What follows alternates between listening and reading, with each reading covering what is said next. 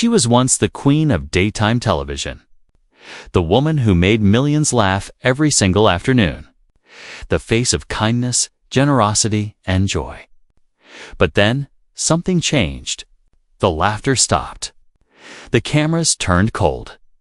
And Ellen DeGeneres made a decision that shocked the world. She left. Not just her show. Not just Hollywood. She left America entirely. And now, 1 year later, she's living a life most of us can barely imagine. In a tiny village.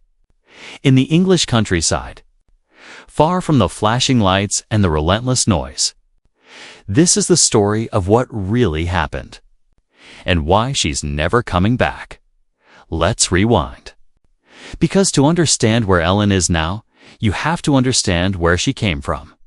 And how high she climbed before the fall. Ellen was born in the suburbs of New Orleans. A small-town girl with big dreams and an even bigger sense of humor. Her parents divorced when she was young.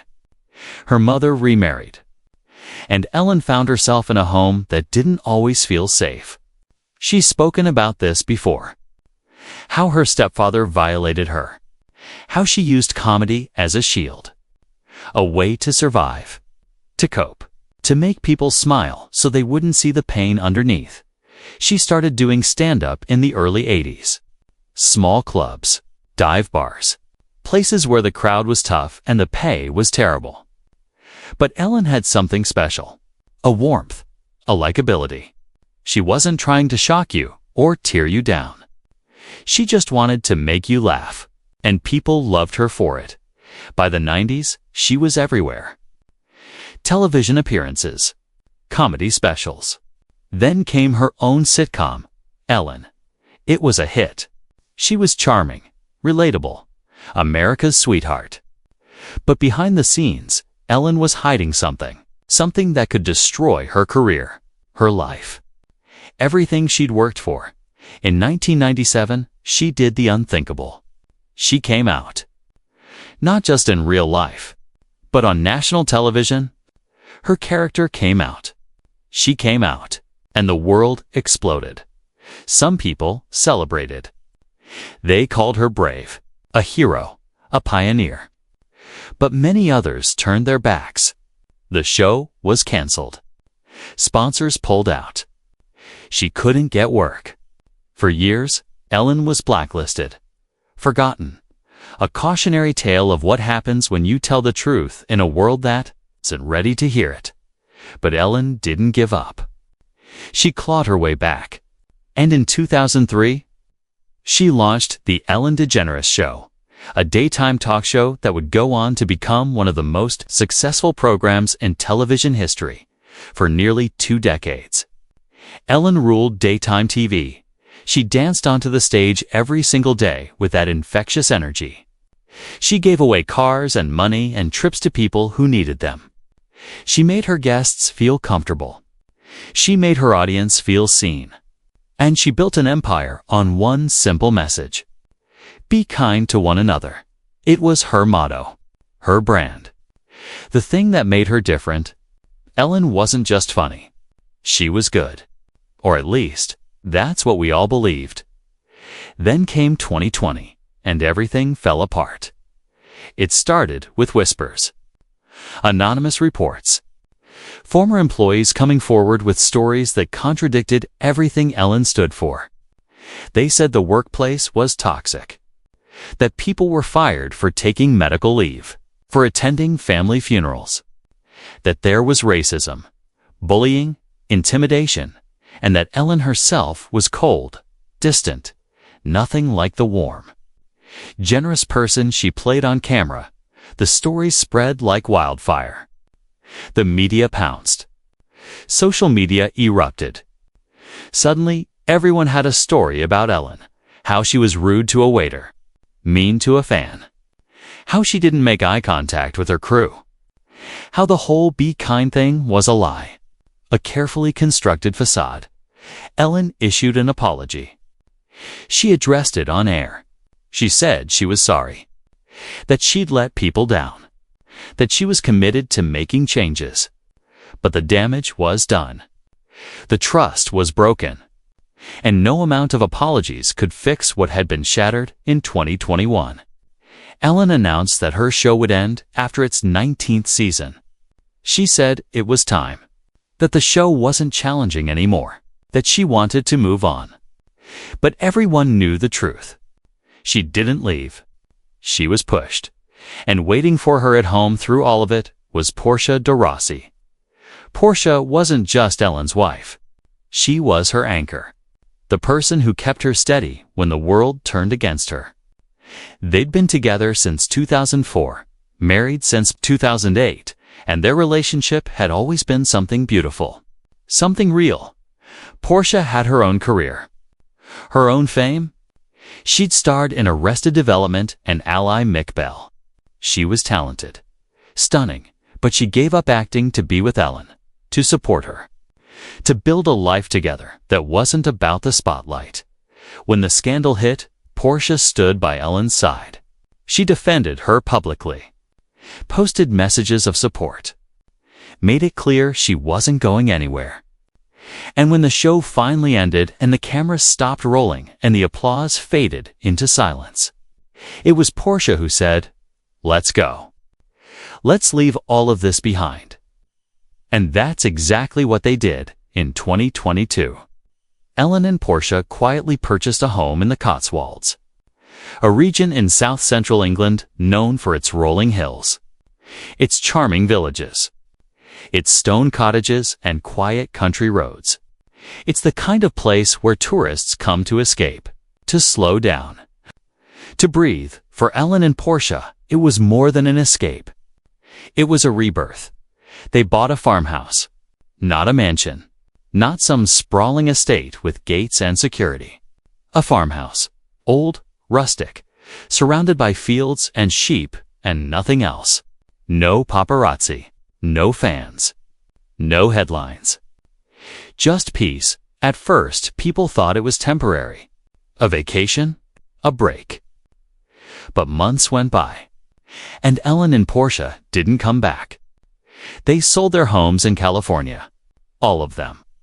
The Montecito Estate, the Beverly Hills Mansion, the Bali-inspired villa, everything. They liquidated their entire American life. And they moved to England for good. Reports started trickling out. Locals spotting them at the village market, at the pub, walking their dogs down narrow lanes. And the stories were surprising. Because Ellen and Portia weren't hiding. They weren't behaving like celebrities trying to stay invisible. They were just living, like regular people. One local described seeing Ellen at a farmer's market, chatting with a vendor about organic vegetables. No entourage, no sunglasses, just Ellen in jeans and a sweater, smiling and genuinely interested. Another story surfaced about Portia volunteering at an animal rescue nearby, spending her afternoons caring for abandoned dogs and cats, getting her hands dirty. Doing the work. This wasn't the life anyone expected for them, especially not Ellen, the woman who'd been on television for nearly 40 years, who'd interviewed presidents and movie stars, who'd performed at the Oscars. Now she was living in a village where the biggest event of the week was the Sunday roast at the local inn. But here's the thing. For the first time in maybe her entire life, Ellen looked happy, truly happy. There were photos, rare ones, grainy shots taken from a distance. Ellen and Portia walking hand in hand through a meadow, laughing, relaxed. No makeup, no performance. Just two people in love, enjoying a quiet life. Friends who visited them said the change was remarkable. That Ellen was lighter, softer, that the bitterness and exhaustion that had weighed her down in those final years of the show had lifted. She was painting, gardening, reading, doing all the things she'd never had time for. Portia, too, seemed transformed. She'd always been private, reserved, but in the Cotswolds, she'd found a sense of purpose. She was working on a new art venture, creating pieces inspired by the English countryside. And she was finally free from the pressure of being Ellen's wife. She was just Portia. And that was enough. But of course, not everyone was happy about their decision. Critics accused Ellen of running away, of abandoning America, of hiding instead of facing the consequences of her actions. Some called her a coward. Others said she was out of touch. That moving to a picturesque English village was the ultimate privilege. Something only the rich and famous could afford. And maybe there's truth to that. Not everyone can pack up their life and move to another country when things get hard. But does that make Ellen's choice less valid? Does it mean she doesn't deserve peace? Because here's what people forget. Ellen is human, flawed, complicated. Yes, she made mistakes. Yes, people were hurt. But she's also someone who spent decades making people smile, who used her platform to advocate for LGBTQ+ rights when it was dangerous to do so, who gave away millions of dollars to people in need. Does one erase the other? No.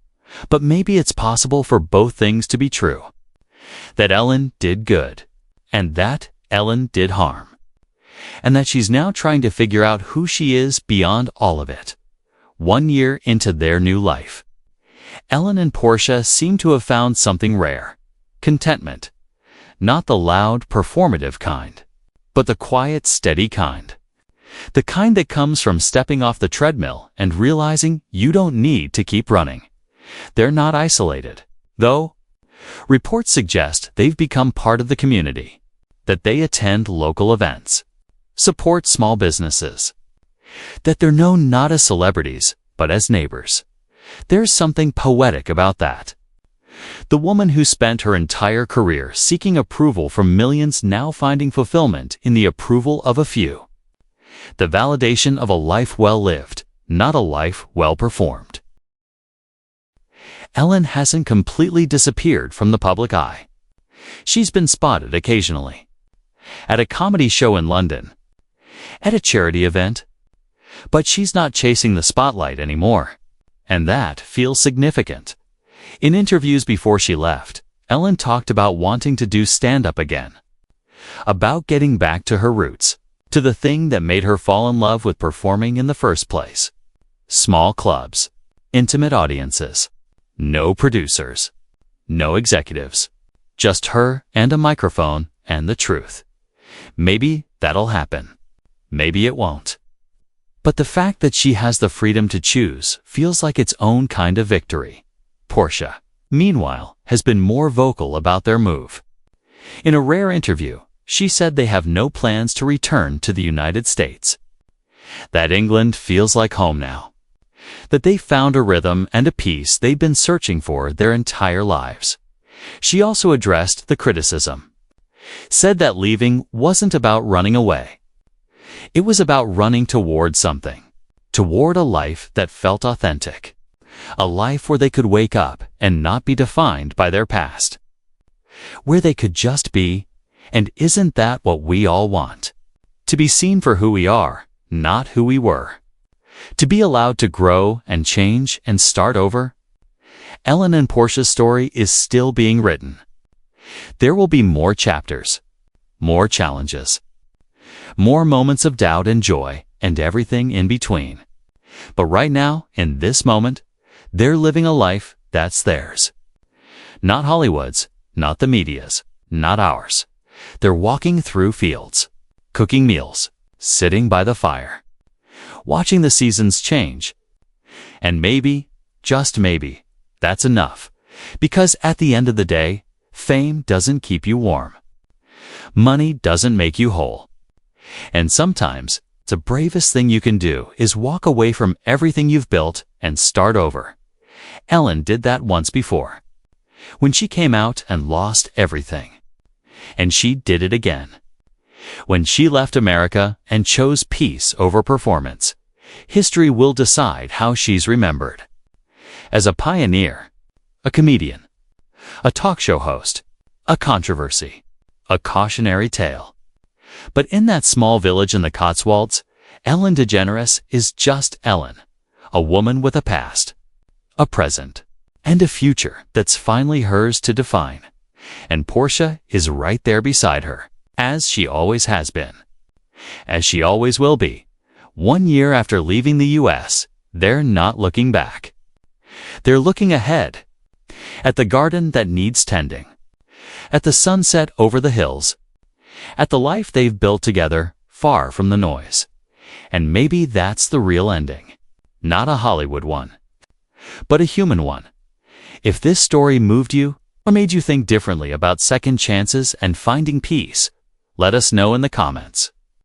And if you want more deep dives into the untold stories of the people we think we know, make sure you're subscribed to Luminoir, because there's always more beneath the surface.